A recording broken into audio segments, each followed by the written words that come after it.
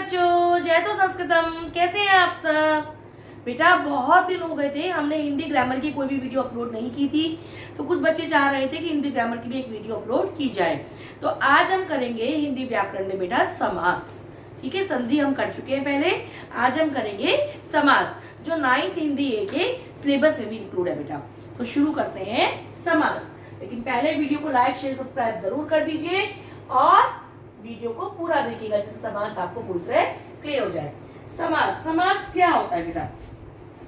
समास का अर्थ होता है बेटा संक्षिप्तीकरण। समास का अर्थ होता है संक्षेप करना, संक्षेप करना। ठीक है, और दो शब्दों का, दो विभक्ति चिन्हों का या दो संज्ञा पदों को जोड़कर उन्हें संक्षिप्त कर देना ही समास कहलाता है। ठीक है, जब एक से अधिक शब्दों या पदों, कुछ भी बोल सकते हैं बेटा, शब्दों या पदों को मिलाकर एक पद बना दिया जाता है, तो यह विधि समास कहलाती है। जब हम दो, एक से अधिक शब्दों को या पदों को मिलाकर एक पद बना देते हैं, तो यह विधि क्या कहलाती है बेटा? समास। अब आता है समस्त। समस्त पद किसको बोलते हैं बेटा? समस्त पद वो होता है जो हम एक पद बनाते हैं, समस्त पद उसको कहते हैं। समास रचना में दो पद होते हैं,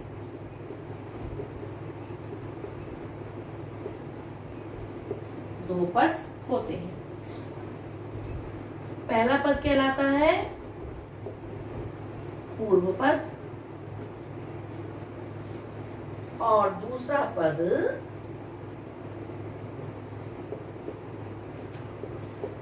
उत्तर पद कहलाता है। क्या कहलाता है बेटा? पहला पद पूर्व पद कहलाता है और दूसरा पद उत्तर पद कहलाता है।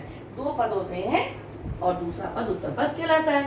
इन दोनों के मेल से, इन दोनों को मिलाकर या इन दोनों के मेल से या इन दोनों को संक्षिप्त करके जो नया पद बनता है, वह क्या कहलाता है? जल्दी बताइए। समस्त पद कहलाता है। कौन सा पद कहलाता है बेटा? समस्त पद, जो हमारा समास करके, संक्षेप करके जो नया पद बनता है। अब समास विग्रह क्या होता है बेटा? समास विग्रह किसे बोलते हैं बताइए? जब समस्त पद के दोनों पदों को, दोनों पद कौन से बेटा? कौन से दोनों पद? पूर्व पद और उत्तर पद। तो दोनों पदों को अलग अलग करके जब मिला देते हैं तो समस्त पद बन जाता है, और जब उसे अलग अलग करके लिखा जाता है तो उसे समास विग्रह कहते हैं। ठीक है, समझ में आया बेटा? आपको समझ में आया बेटा? सबको समझ में? अब देखिए, जैसे हमने कहा राजा का कुमार इज इक्वल टू राजकुमार। तो ये राजा का कुमार जो हो गया, ये क्या हो गया बेटा? समास विग्रह। ठीक है, और ये जो राजकुमार बन गया, ये क्या बन गया बेटा? समस्त पद। क्लियर बेटा? और इसमें राज जो है वो पूर्व पद हो गया, कुमार जो है वो उत्तर पद हो गया। ये क्लियर हुआ इतना बेटा? सबको सबको समझ में आया इतना? समास किसे कहते हैं? जब हम शब्दों को संक्षिप्त करके पूर्व पद और उत्तर पद को मिला के एक पद बनाते हैं, उसे कहते हैं समास पद। और समास विग्रह किसे कहते हैं? उस समास पद के दोनों पदों को अलग अलग करके लिखा जाता है जब, तब उसे हम कहते हैं समास विग्रह। अब करेंगे बेटा हम समास के प्रकार। समास के प्रकार, ठीक है। इसके लिए हम चार्ट बना लेते हैं। 1 2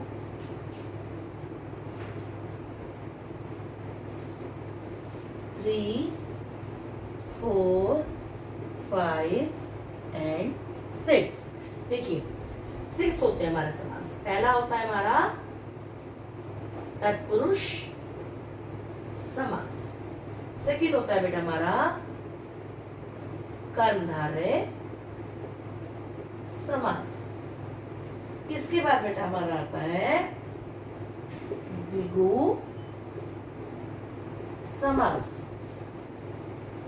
इसके बाद आता है हमारा द्वंद्व समास।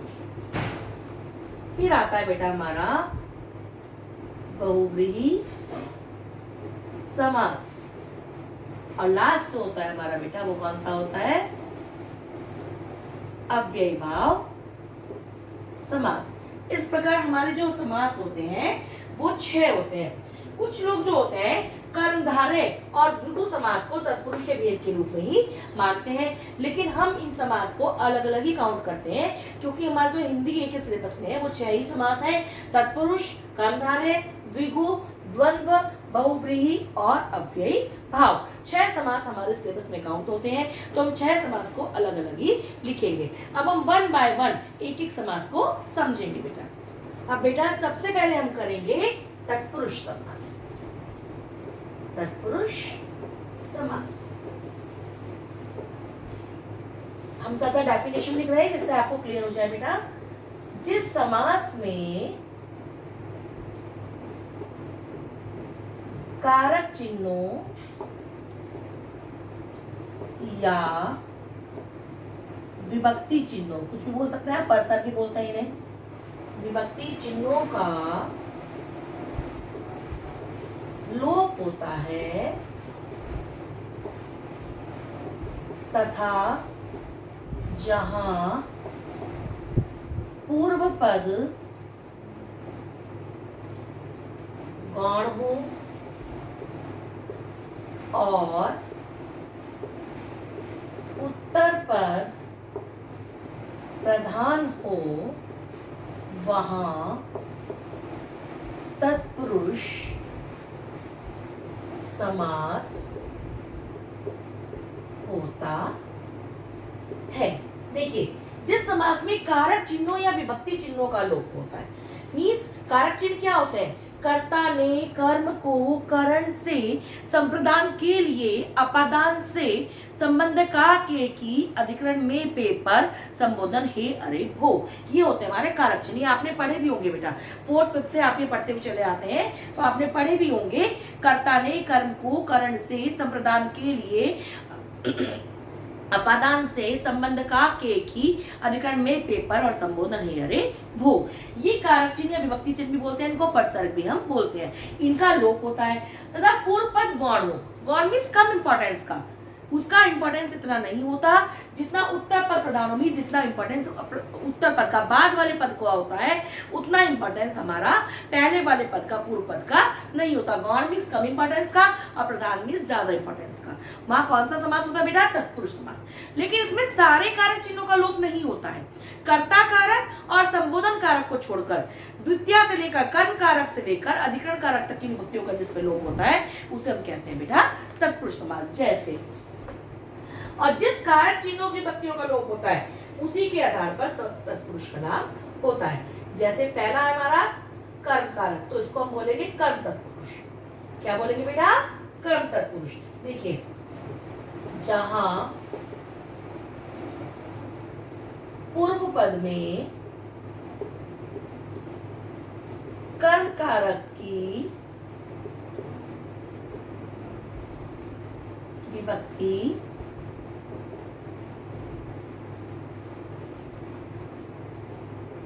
को का लोप होता हो वहां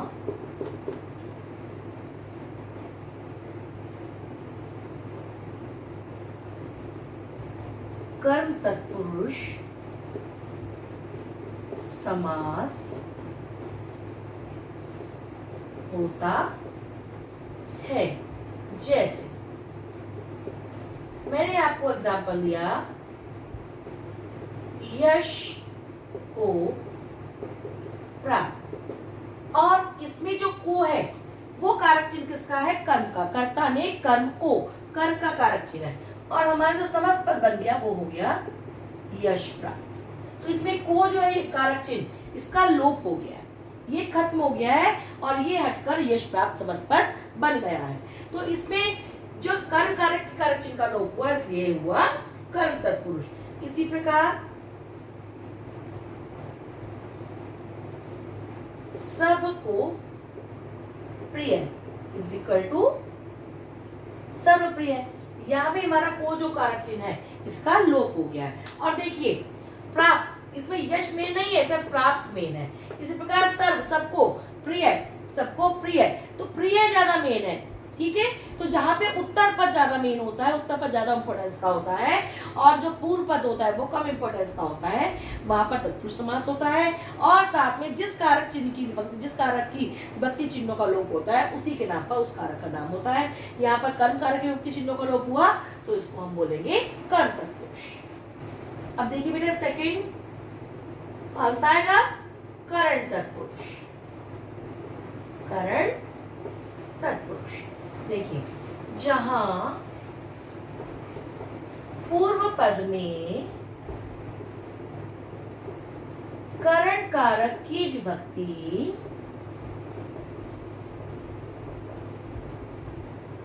से का लोप हो,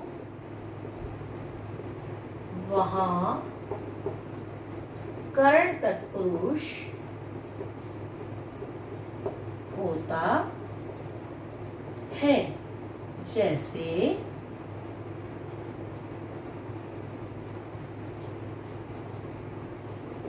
अकाल से पीड़ित। अब देखिए से कारक चिन्ह किसका है बेटा? करण कारक का। कर्ता ने कर्म को करण से, तो से कारक चिन्ह जब हमारा करण कारक का है तो इसमें क्या आएगा बेटा? से का लोप होकर क्या बन जाएगा? अकाल पीड़ित। क्लियर है बेटा? सबको क्लियर है बेटा?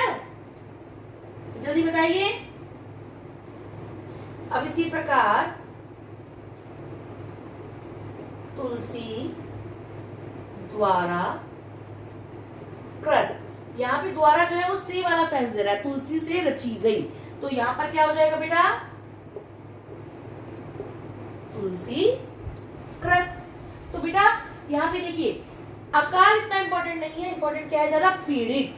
तो जहां पर अभी आपको बताया था उत्तर पद मेन इंपोर्टेंस का होता है और पूर्व पद कम इंपोर्टेंस का होता है, वहां पे तत्पुरुष होता है, तो जाहिर सी बात तत्पुरुष है। और हम कौन सा तत्पुरुष है कैसे पहचानेंगे? से द्वारा, जहां पर कारक चिन्हों का लोप होता है, जिस कारक के चिन्ह का लोप होगा उसी कारक के नाम पर उस तत्पुरुष का नाम होगा। अब देखिए नेक्स्ट हमारा संप्रदान तत्पुरुष।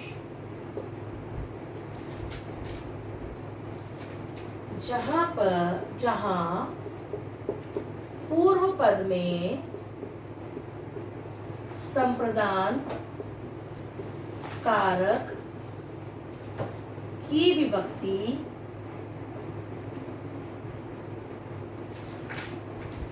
के लिए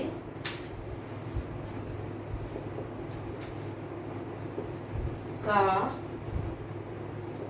लोप हो, वहां संप्रदान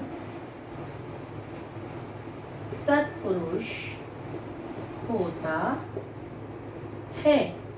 जैसे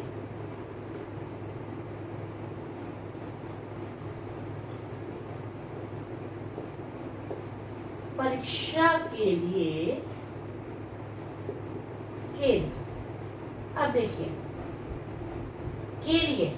के लिए कौन से कारक का चिन्ह होता है? संप्रदान कारक का। कर्ता ने कर्म को करण से संप्रदान के लिए। ये टेबल बेटा एक बार याद कर लेंगे तो आपको कारक चिन्ह पहचानने में दिक्कत नहीं होगी। आपने कर रखी होगी, हो सकता है आप भूल गए हो, तो उसको दोबारा बेटा एक बार कारक वाला चैप्टर निकाल के संज्ञा के जो भेद है, संज्ञा के जो आगे आते हैं लिंग वचन कारक, ये सब इसके जो होते हैं, तो उसके अकॉर्डिंग ये कारक वाला चैप्टर निकाल के आप इसको लर्न कर लीजिए। परीक्षा के लिए केंद्र, और इसका क्या बन जाएगा हमारा समझ पद बेटा, परीक्षा केंद्र। ठीक, तो केंद्र मेन है, चाहे वो परीक्षा के लिए चाहे वो किसी भी काम के लिए, केंद्र हमारा मेन है, सेंटर हमारा मेन है। तो उत्तर पद हमारा ज्यादा इंपॉर्टेंस का हो गया और पूर्व पद हमारा कम इंपॉर्टेंस का हो गया। इसी प्रकार एक और एग्जांपल देखिए,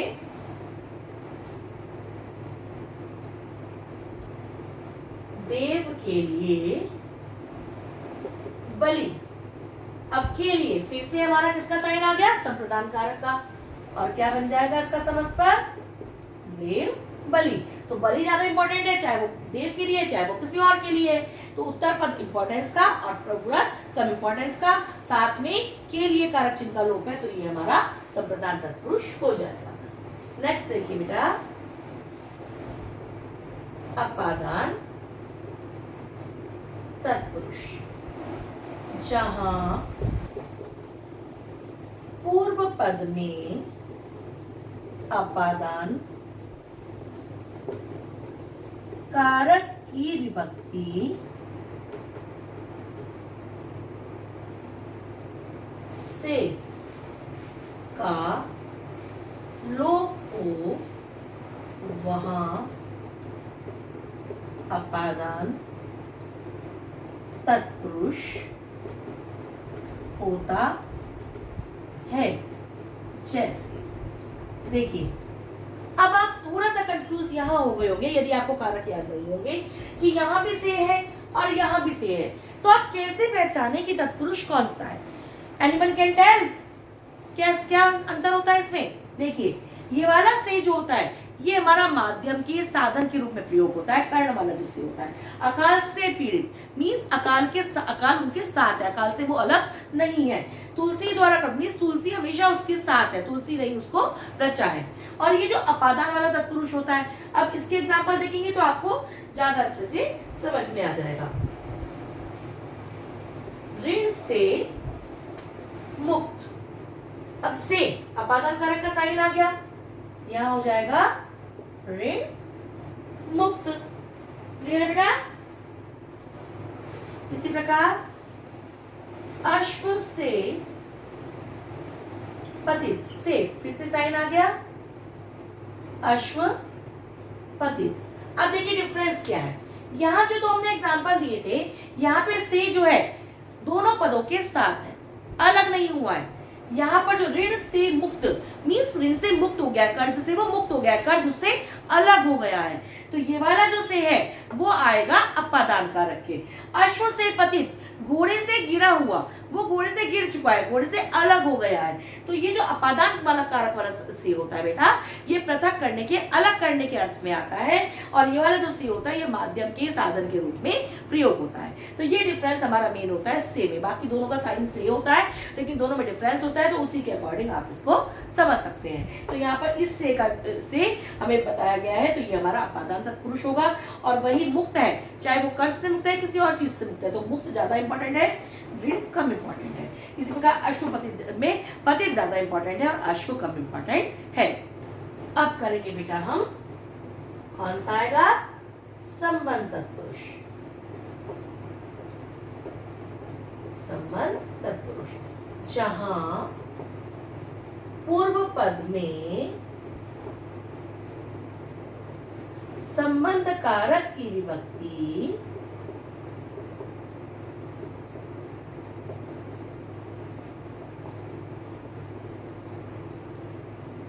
का, के, की का लोप हो, वहां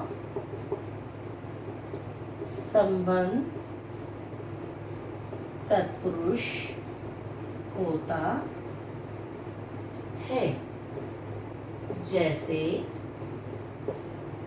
देखिए, जैसे मैंने आपको कहा लक्ष्मी का पति। तो इसमें का जो है ये किसका साइन हो गया? कर्ता ने कर्म को करण से संप्रदान के लिए अपादान से संबंध का के की। तो का किसका साइन है बेटा? संबंध का। तो इसका लोप हो गया और हमारा बन गया समस्पद लक्ष्मी पति। तो जहां पर हमारा संबंध कारक के साइन का लोप होगा वो होगा हमारा बेटा संबंध तत्पुरुष। जैसे राष्ट्र का पति इज इक्वल टू, फिर से का साइन आ गया राष्ट्रपति। तो यहाँ पे हमारा संबंध तत्पुरुष में संबंध तत्पुरुष के साइन का लोप हो रहा है, तो ये संबंध तत्पुरुष हुआ। और उत्तर पद प्रधान है और प्रथम पद कम इंपॉर्टेंस का है, तो इसीलिए यहाँ पर तत्पुरुष समास होगा बेटा। अब हमारा नेक्स्ट है अधिकरण तत्पुरुष।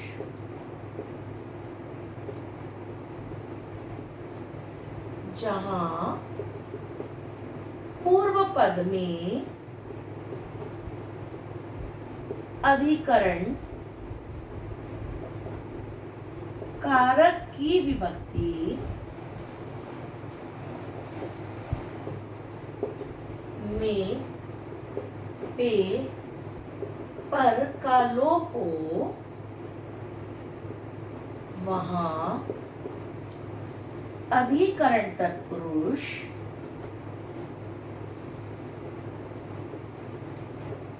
होता है। जैसे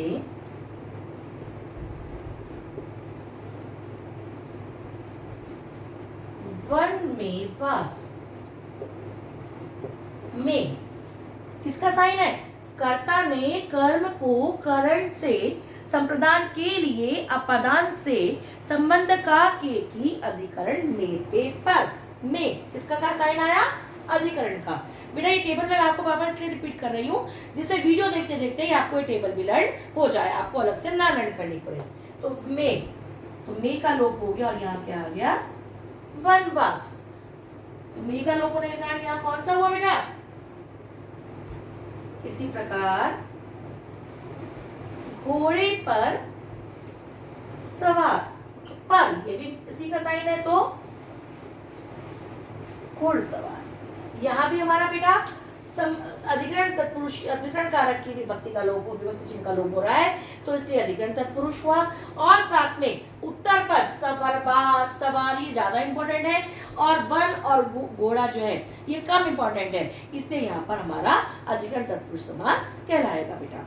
इसके अलावा कुछ लोग जो होते हैं एक समास और मानते हैं तत्पुरुष में, जिसको हम बोलते हैं नया तत्पुरुष। देखिए बेटा, जिस समस्त पद में पहला पद नकारात्मक या फिर अभाव सूचक, जो अभाव का बोध कराता है, ना होने का बोध कराता है, होता है,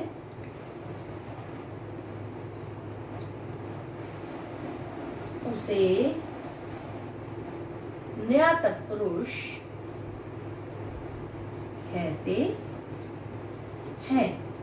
जैसे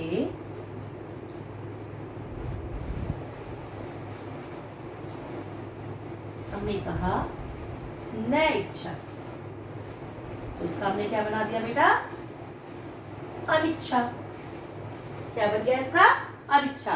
पहला पद हमारा क्या हो गया? अन, अभाव सूचक हो गया, नकारात्मक हो गया, तो इसका हमारा बन गया अनिच्छा। इसी प्रकार आपको मैंने कहा ना योग्य, क्या बनेगा इसका? अयोग्य। यहाँ भी हमारा पहला पद क्या हो गया? नकारात्मक हो गया, अभाव सूचक हो गया। तो नया तत्पुरुष भी एक भेद होता है तत्पुरुष का, जो आता कम है लेकिन फिर भी आपको पता होना चाहिए जो हम कर रहे हैं। तो समस्त पद में पहला पद जो होता है बेटा वो नकारात्मक होता है, अभाव सूचक होता है, और उसे हम कहते हैं नया तत्पुरुष। जैसे अनिच्छा, अयोग्य आदि इसमें आते हैं बेटा। क्लियर है बेटा? तो बेटा जहां तक मुझे लगता है आपको तत्पुरुष समास पूरा क्लियर हो गया होगा। अब हम करेंगे बेटा नेक्स्ट कर्मधारय समास। कर्मधारय समास जिस समास में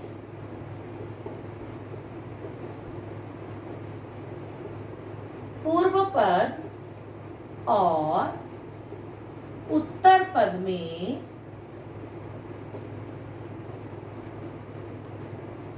विशेषण विशेष्य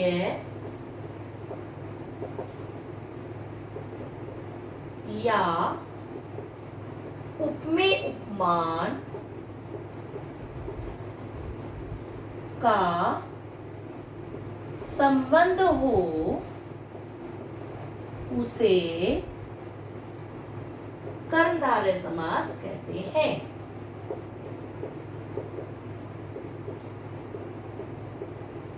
समास कहते हैं। जैसे देखिए बेटा, विशेषण और विशेष्य आप सबको पता होंगे। विशेषण आप पढ़ चुके हैं पहले। विशेषण क्या होता है? जो संज्ञा सर्वनाम की विशेषता होती है। और विशेष्य क्या होता है?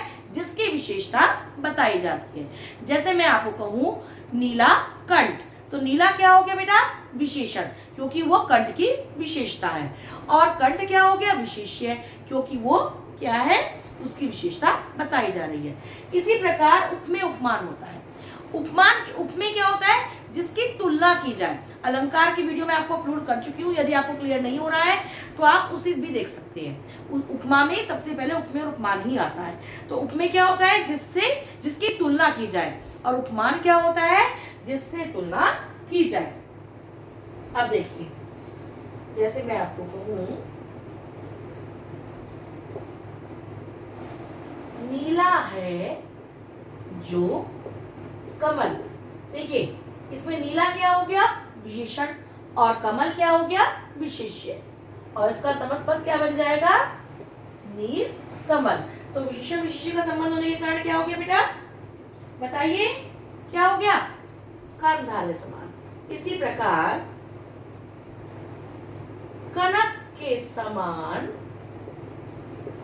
लता, अब यहाँ पर के समान से क्या हो गया? उपमा हो गई, यहाँ पे तुलना हो गई। ठीक, तो तुलना होने के कारण, उपमेय उपमान का संबंध होने के कारण यहाँ कर्मधारय हो गया। और इसका समस्त पद क्या बन जाएगा? कनक लता।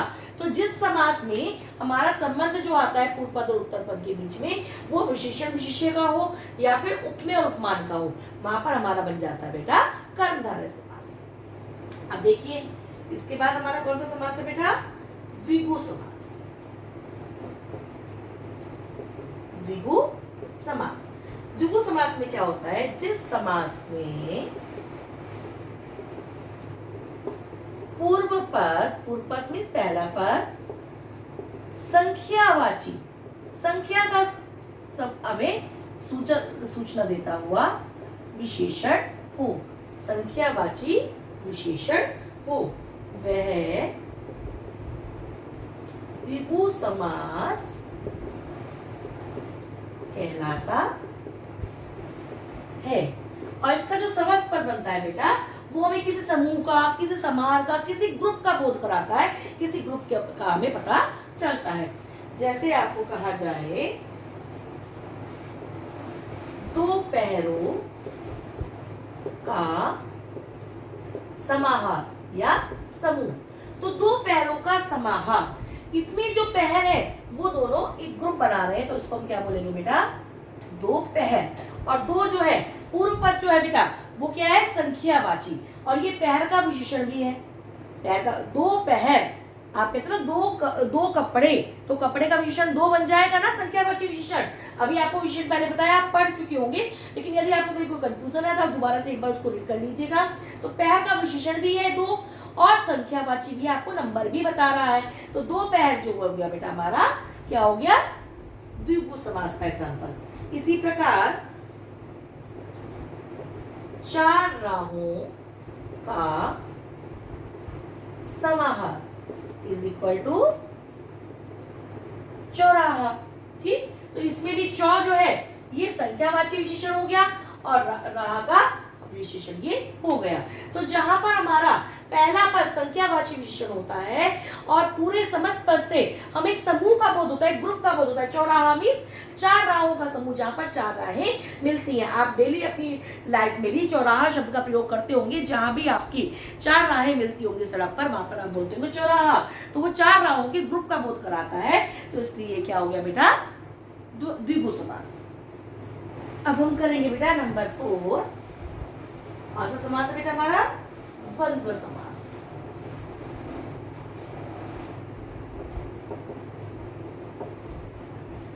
जिस समास में दोनों पद प्रधान होते हैं तथा विग्रह करने पर और अथवा या आदि शब्दों का प्रयोग किया जाता है,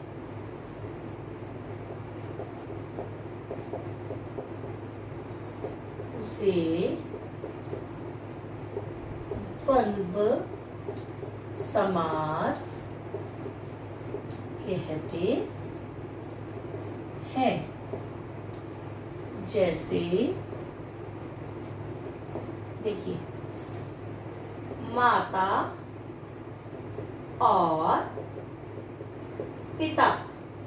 देखिए, अब इसमें हमने आपको भी कहा विग्रह करने पर और अथवा या आदि शब्दों का प्रयोग किया जाता है। तो माता और पिता, इसके बीच में एक इसकी डेफिनेशन में ये भी ऐड होगा बेटा कि बीच में छोटे योजक चिन्ह का प्रयोग किया जाता है, जैसे हमने यहाँ लगाया। ठीक, माता पिता।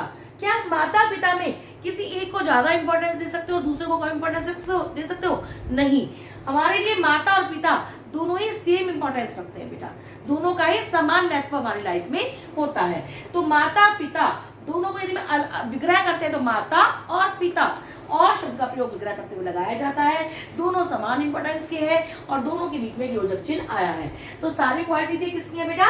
द्वंद्व समास की।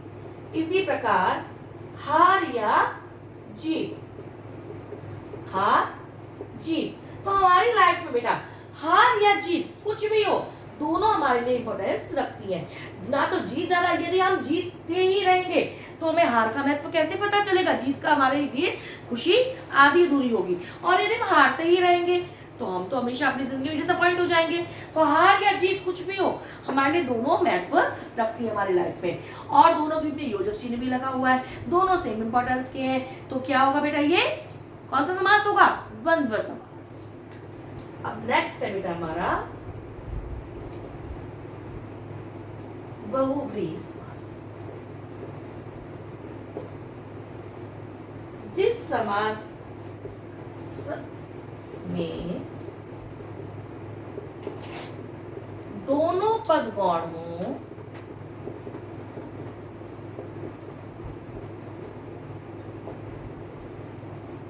तथा ये दोनों मिलकर किसी तीसरे पद की ओर संकेत करते हैं,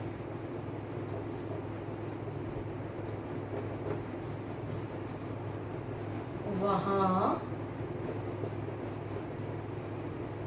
बहुव्रीहि समास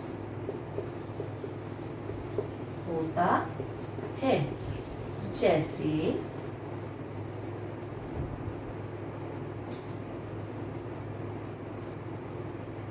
नीला है कंठ जिसका,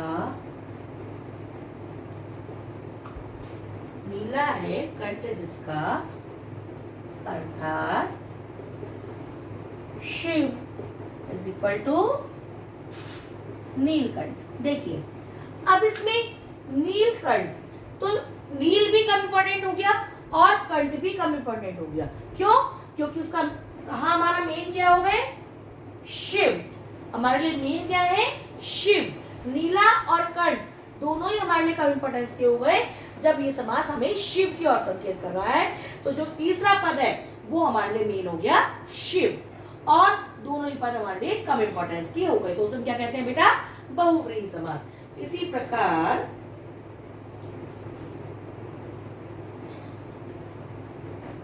दश है आनंद जिसके, किसके थे 10 सिर बेटा? 10 मुंह किसके थे? अर्थात Ravan is equal to Dashanan. इसमें भी देखिए दश और आनंद दोनों ही हमारे लिए कम इंपॉर्टेंस के हो गए क्योंकि हमें इंडिकेट किसकी तरफ कर रहा है? रावण की तरफ। तो बेटा जहां पे हमारे दोनों पद कम इंपॉर्टेंस के हो जाते हैं और वो किसी एक तीसरे मेन पद की ओर संकेत करते हैं उसे हम कहते हैं बेटा बहुव्रीहि समास। क्लियर है बेटा? अब हमारा जो नेक्स्ट समास है बेटा, ये हमारा लास्ट है अव्ययी भाव समास। वीडियो थोड़ी लेंथी हो गई है बेटा, लेकिन आप फिर भी पूरी वीडियो को ध्यान से देखिएगा जिससे आपको सारे समास क्लियर हो जाए। लास्ट में मैं इसके बेटा आपको डिफरेंस बताऊंगी दो समासों को, जो कंफ्यूज हो जाते हैं वो भी उससे कंफ्यूजन आपको नहीं होगा। देखिए जिस समास में पहला पद अव्यय हो तथा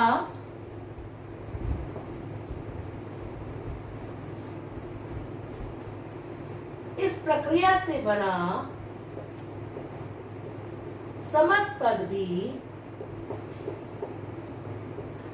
अव्यय बन जाता हो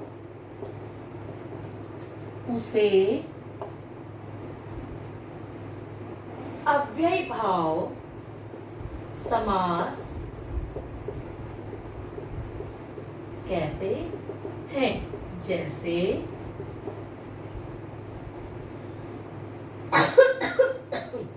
काट देगा। जन्म से लेकर क्या बनता है इसका? आजन्म। तो आ क्या है बेटा हमारा? अव्यय। अव्यय क्या होता है? आप कहेंगे अव्यय क्या होता है? अव्यय होता है बेटा अविकारी शब्द, या भी क्रिया विशेषण के भेद में भी पढ़ा होगा।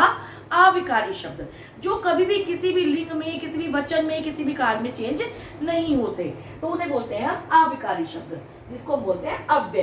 तो आ जो है हमारा अव्यय है, और जब ये आजन्म, जब ये जन्म से लेकर में आ के साथ जुड़ गया तो आजन्म ये पूरा पद हमारा अव्यय ही बन गया। इसी प्रकार नियम के अनुसार तो क्या बन जाएगा बेटा? यथा नियम। तो यथा हमारा क्या है बेटा? अव्यय, और जब ये नियम के साथ जुड़ गया तो यथा नियम पूरा एक अव्यय बन गया। तो जहां पर हमारा पहला पद अव्यय होता है और पूरा समस्त पद भी हमारा उसे मिलाकर अव्यय बन जाता है, तो वहां पर अव्ययी भाव समास होता है। ये तो हो गए आपके बेटा 6 के 6 समास। अब इसके बाद कुछ समास ऐसे होते हैं जो आपको मैंने एग्जांपल कराया तब भी आप थोड़ा सा कंफ्यूज हुए होंगे। जैसे मैंने कराया था नीला है कंठ जिसका, ठीक, तो आप कहेंगे इसमें तो विशेषण विशेष्य वाला भाव है, तो ये यहाँ पे बहुव्रीहि कैसे हो गया? तो जब हम विग्रह करते हैं, जिस आधार पर हम विग्रह करेंगे उस आधार पर उसका समास का नाम हम लिखते हैं। ये मैं आपको भी क्लियर कर दे रही हूँ। दूसरी बात, तत्पुरुष समास में आप एक बात बेटा हमेशा ध्यान रखिएगा, तत्पुरुष समास में जो इसके भेद होते हैं, यदि आपको कहीं भी क्लियर नहीं है और आपसे भेद नहीं पूछा गया है तो आप केवल तत्पुरुष समास लिखिएगा। यदि आपने भेद गलत लिख दिया तो एग्जाम में आपके मार्क्स कट हो जाएंगे, और यदि आप खाली तत्पुरुष लिखेंगे तो आपको उसके पूरे नंबर मिलेंगे बेटा। यदि आपसे भेद पूछा गया है तब आपके लिए भेद लिखना एक मजबूरी हो जाती है। अगर आपको क्लियर हो या ना हो आपको लिखना पड़ेगा, लेकिन यदि आपसे भेद नहीं पूछा गया है, केवल समास का नाम पूछा गया है और आपको तत्पुरुष का भेद क्लियर नहीं है, तो आप बिल्कुल भी तत्पुरुष का भेद मत लिखिएगा। अब हम करेंगे बेटा कुछ समासों में जो अंतर होता है वो हम यहाँ पर सीखेंगे। विभिन्न समासों में अंतर। देखिए सबसे पहले तो हमारा आता है कर्मधारय और बहुव्रीहि में क्या अंतर होता है। जैसे मैंने आपको कहा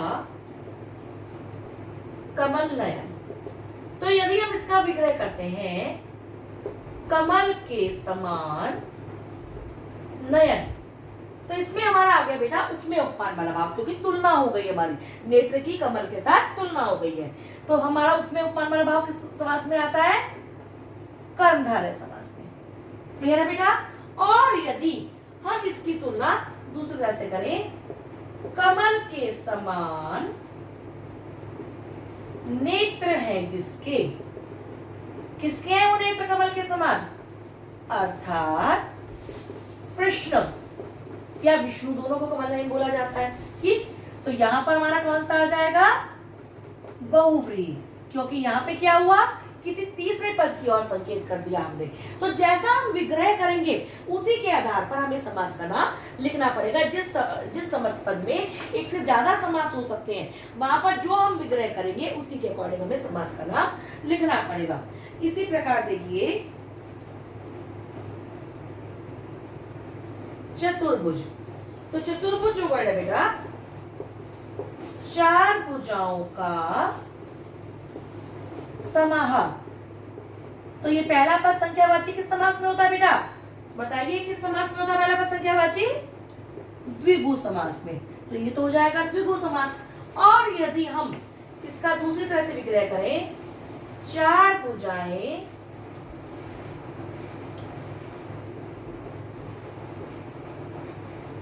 है जिसकी, अर्थात विष्णु। तो ये क्या हो जाएगा बेटा हमारा? बहुव्रीहि। क्यों होगा बहुव्रीहि? क्योंकि यहाँ पर हमारा तीसरे पद की ओर संकेत कर दिया हमने विष्णु की तरफ। तो देखा आपने डिफरेंस? एक समास पद में एक से ज्यादा समास भी हो सकते हैं।